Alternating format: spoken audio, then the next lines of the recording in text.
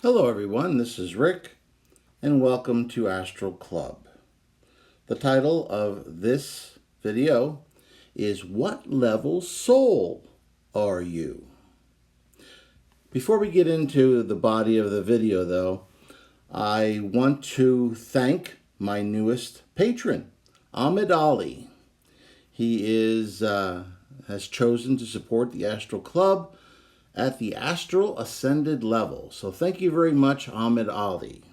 It's very, very much appreciated. And if anyone else feels moved to contribute to Astral Club, the link will be in the description.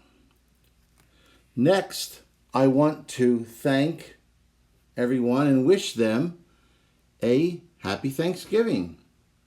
This is a very interesting holiday. It's normally one where family comes from all over and gets together and has a meal.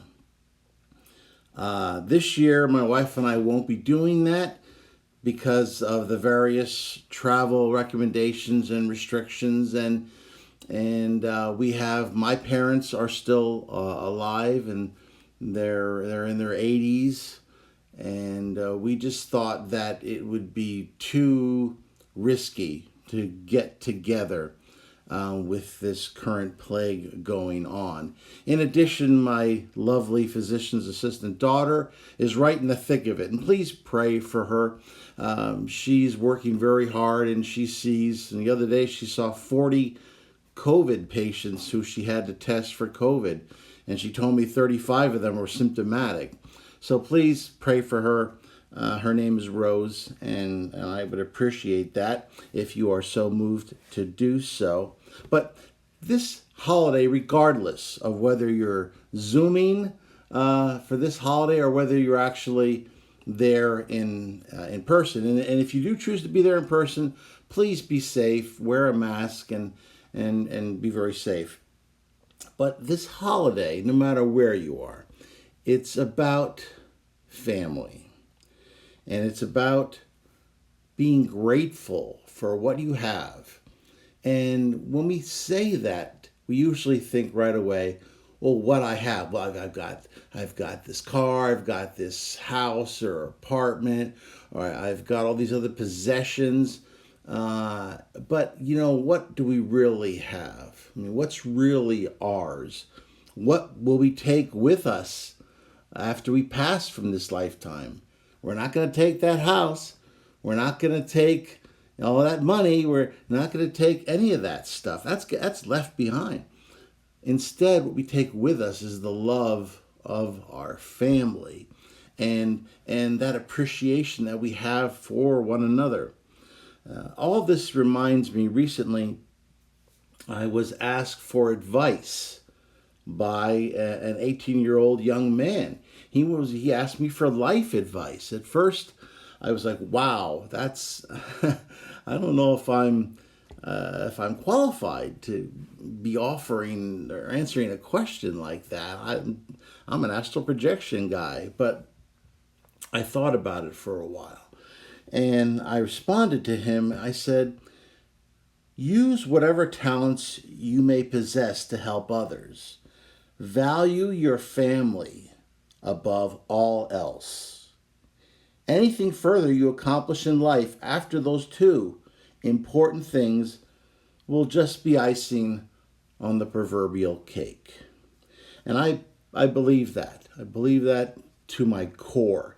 So as you're digging into the turkey, whether you're physically with your family or maybe you're doing a Zoom call or on the phone or what have you, please try to keep what's important in your mind and in your heart. Okay, well, let's get started now with the video. Now, I've met a lot of different souls, and I'll tell you about some of my experiences encountering a variety of souls on the astral plane. And there's many ways to break down the various levels. And There's numerous books and teachers who, going back thousands of years, have their own way to break it down. Mine is nothing special. It's just a basic level that I'm comfortable with. I break it down into novice, mature, and then adept.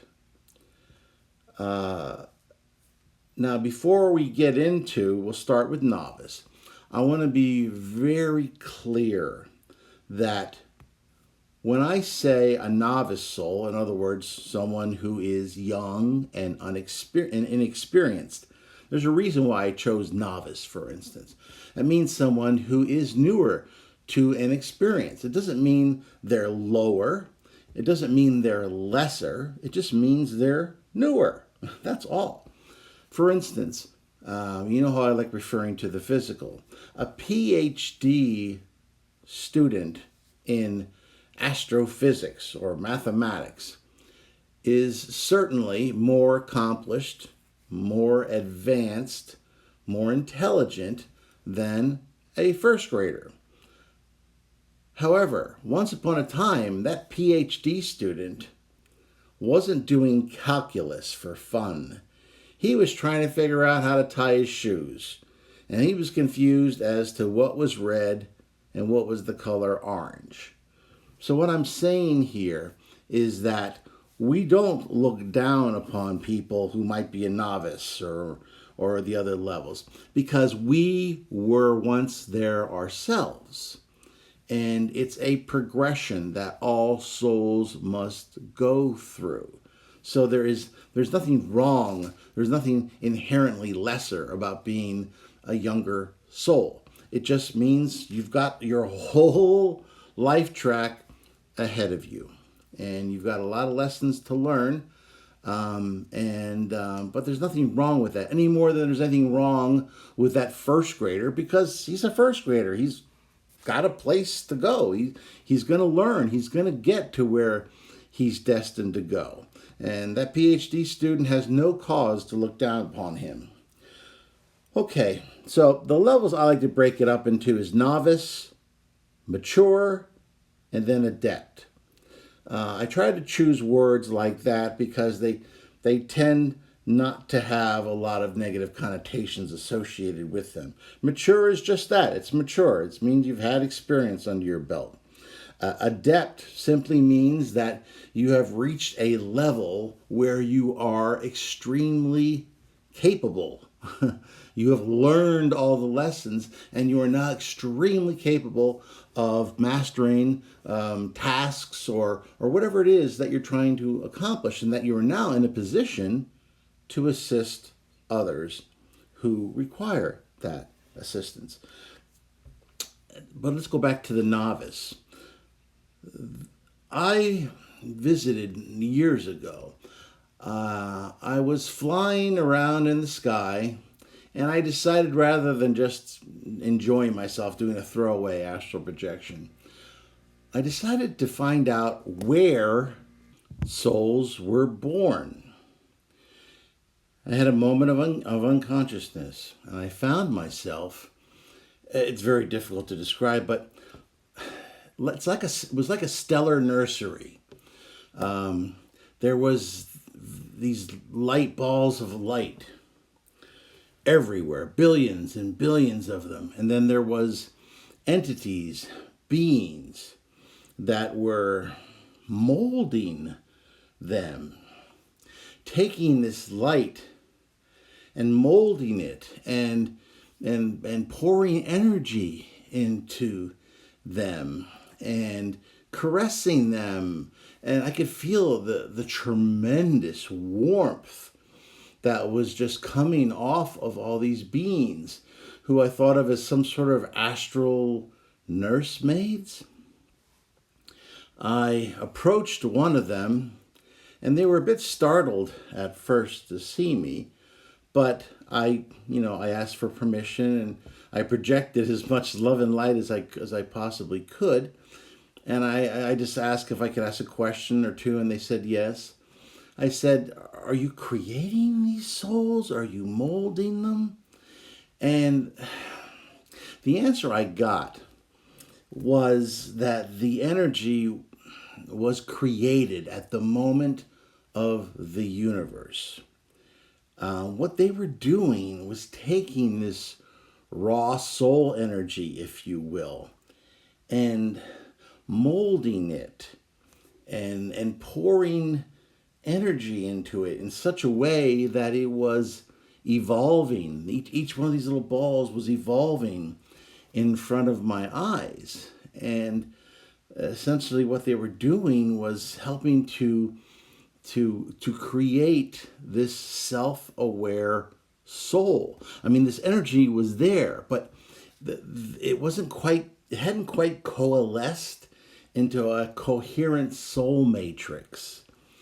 And that once that was done, then you had this self-aware entity. So the energy was there, but it needed to be put together into some sort of a matrix so that it could be born, if you will. And then I asked where these souls were going. And the vision I got was amazing. I had visions of millions of worlds. And I saw the images all at once, and I was like, whoa, whoa, whoa, whoa, let's scale this back a little bit, because if you could imagine not seeing a million television screens, but being on a million worlds all at once, then you can basically imagine just the amount of stimulus that was pouring into my consciousness. So they dialed it back as soon as I said that. And I recalled one of the worlds that they saw was one that I had incarnated in a long time ago. And I talked about that in a video quite a while back, where I had incarnated when I was in perhaps the novice stage. And it was a planet where there was these intelligent, self-aware, large insect-type creatures. And they were preyed upon by these huge spider-like predators. And I learned family and togetherness from a tribal standpoint back then. It was a short lifetime, but that's what I learned there. Anyway, these young souls were being sent everywhere, including Earth. And so I tried to take all of that in. Next, I asked these solar nursery people, what lessons these young novice spirits needed to learn. And they told me that they needed to learn that, of course, togetherness and family and selflessness, and to love not only themselves, but to love others more than they love themselves. There was a lot more to the lesson than that, but that was the gist that I remembered when I returned to my body. So, what is a novice soul? How can you recognize a novice soul? And remember, we've all been there, okay? So no judgment. But they tend to be like, once again, let's refer to the physical. They tend to be like young children. They're very curious. They're very innocent. But they typically have a number of emotions that need to be worked on. For instance, they can be envious. If you want a child to play with a toy that they're ignoring, have another child play with that toy. And before you know it, that's the most desirable toy in the world. They can be materialistic. Novice souls need to be materialistic. Let me put it to you that way. Because they need to learn these material lessons. So it's a necessary stage. It's a stage you have to evolve beyond, but it's necessary. So they're very much interested in the here and now. They don't typically think about or even remember anything about the spiritual. They're not concerned with that. They're concerned with where they are now, what they're experiencing right now. Is their belly full? Do they have sufficient clothing? And when you get to the Western world, they want to know that they have the best toys and all that other kind of stuff. They can be jealous. They can be mischievous. And they can also blame others for their own failings. Now, as I said before, these are typical emotions of the young, of the novices. So this is a stage they have to go through. In order to understand the light, you have to experience the darkness, or else you can't tell the difference. You have to understand lack of before you can understand and go beyond that and realize there's more to existence than just the material. So these are the young souls. These are the novice ones. And my information was, when I asked, this was another experience, when I asked, how did these souls break down currently on Earth? They said that the majority of the souls on Earth were novices. I didn't like to hear that, but that's what they told me.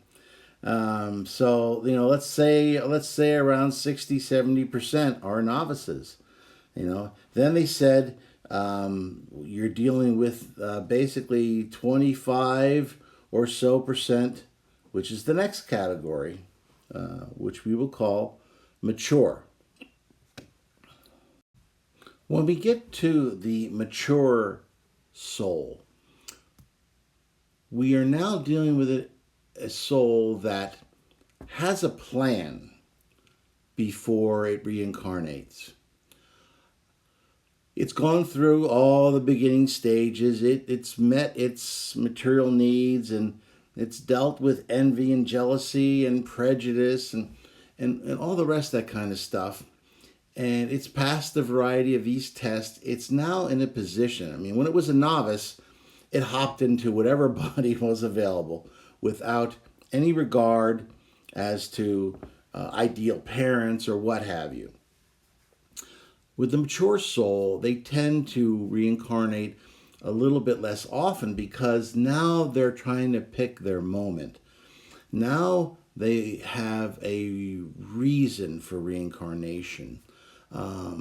They have associates who are advanced enough to pick their reincarnation.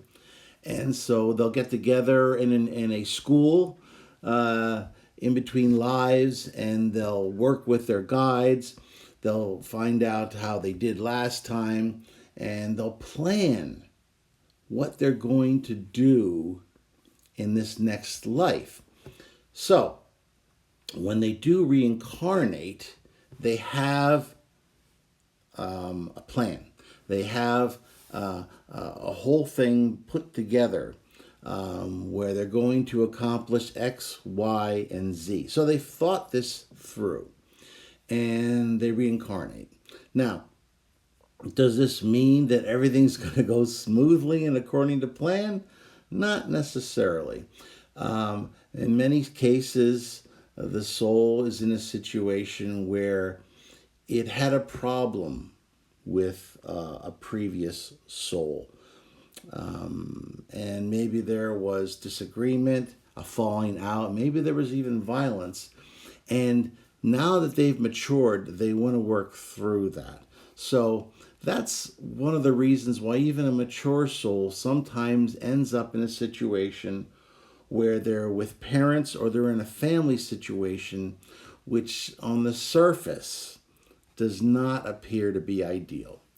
And from our physical standpoint, we say to ourselves, oh, that poor person, they've been afflicted with this particular situation. And there's nothing wrong with sympathy, and there's nothing wrong with assisting that person, okay? Nothing wrong at all. But if they're mature, if they're a mature soul, they have chosen that. They have given their assent. And let me answer the next question you might have. and I feel I was very lucky. Okay, I had and have a loving family. I can't ask for anything more. Great parents, but and there are people who have suffered and they didn't deserve to suffer. And from a physical standpoint, we there's no excuse ever to abuse another soul, but on some level that experience needed to happen, and it feels awful, but there was some sort of a lesson that needed to be learned. And hopefully what happened was the two souls that had that disagreement, and maybe even got involved in violence, learned to move past that, learn to put together a relationship with one another where there was at least one of mutual respect, if it wasn't one of love. But that's, that does happen. But in many cases, mature souls pick parents or a situation or siblings that will assist them in accomplishing the goals of their lifetime. For instance, there are mature souls that will incarnate in a tribe in the Amazon. It happens. But much more often, they'll have novice souls happening there because the experience itself, by its very nature, is somewhat limited.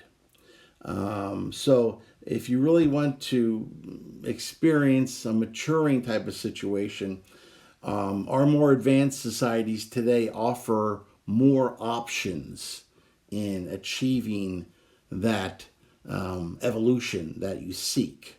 Once again, I'm not putting any value judgments on those Amazon tribal people. I mean, they might have established a tribal system that has lasted for thousands of years. You can't take anything away from that. But they needed a situation where they could more easily evolve. And in our modern societies, there's a million different things that you could do, for instance, to help others and to evolve in a professional situation. Whereas in an Amazonian tribe, you're very limited as to what options you have. I mean, you could be a medicine man or a hunter as a male. So, there's nothing wrong with that. It's just that it's somewhat limiting. So the mature plans their life, they incarnate, and they go through these lessons with their fellow souls. And like I said, typically at this point in time, you're going to recognize, at least on a subconscious level, souls that you've just been with before.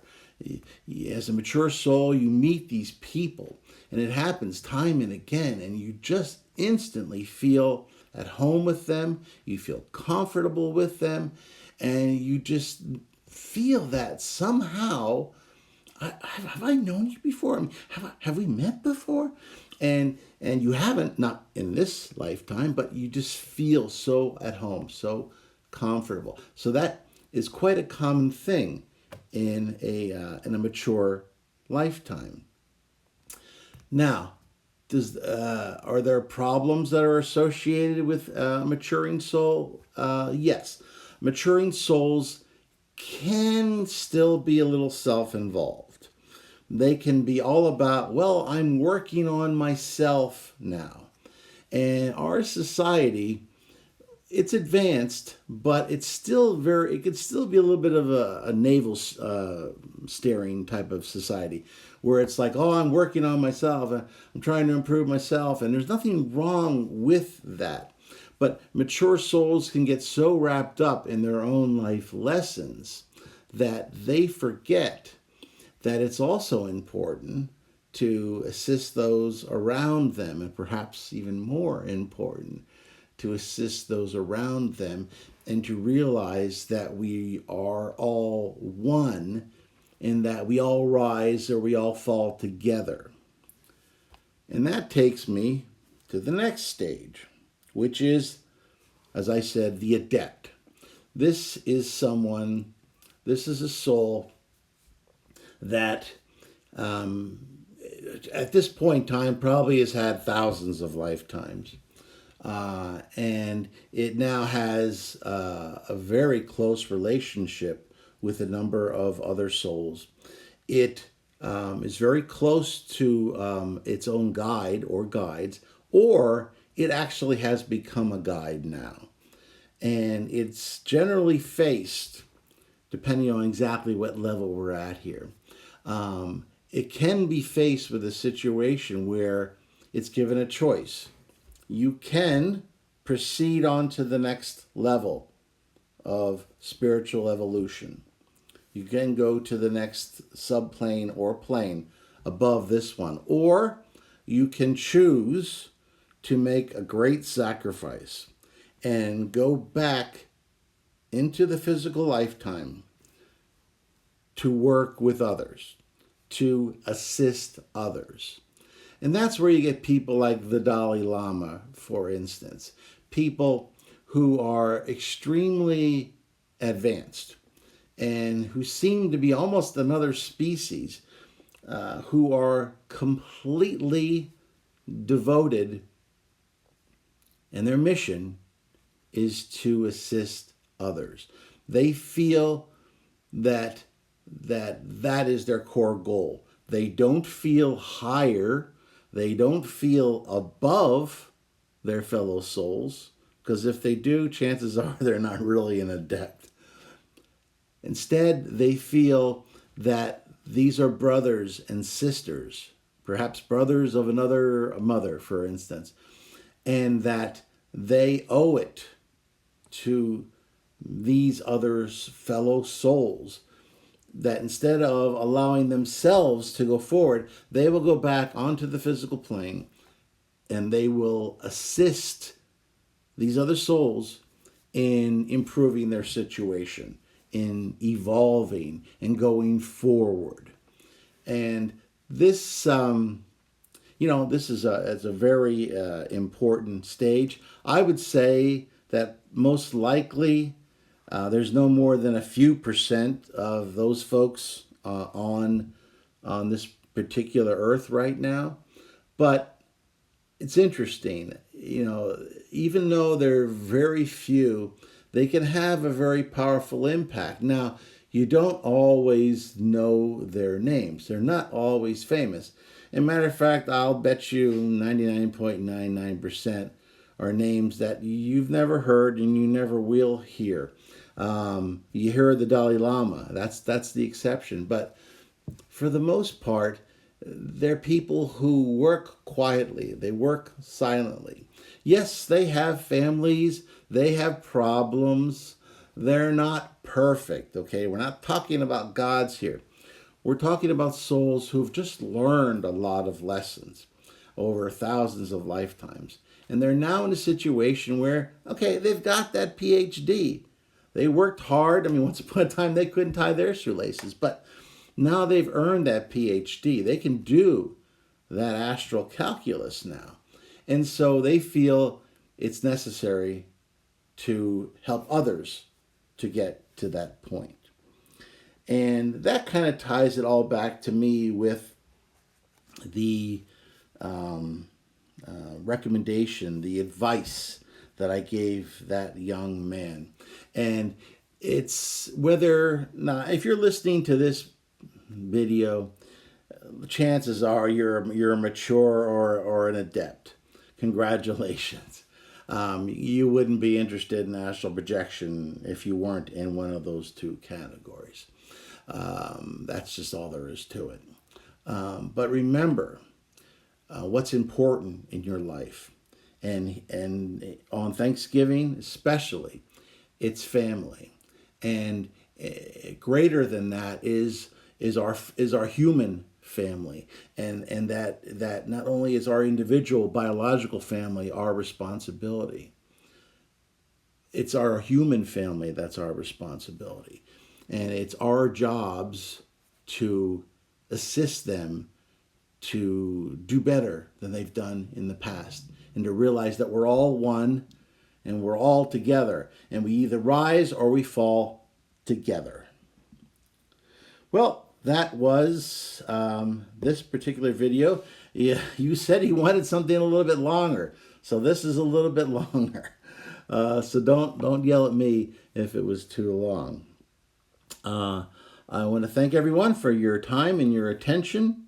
As I said, once again, if you're interested in donating to the channel, there'll be a link in the description for the Astral Club Patreon site. And anything that you could give certainly would be appreciated. If you like this, please hit that like button. Share it with those of like minds. If you subscribe, great, thank you. I appreciate it. If not, hey, hit the subscribe button. You know, it feels fun when you do it. And hit the bell. That way you'll always hear whenever I post a new video. And please, questions and comments. I love that stuff. And I know all the other Astral Club members love reading the questions and comments as well. Well, I'm Rick. Happy Thanksgiving. And I will see you on the astral plane.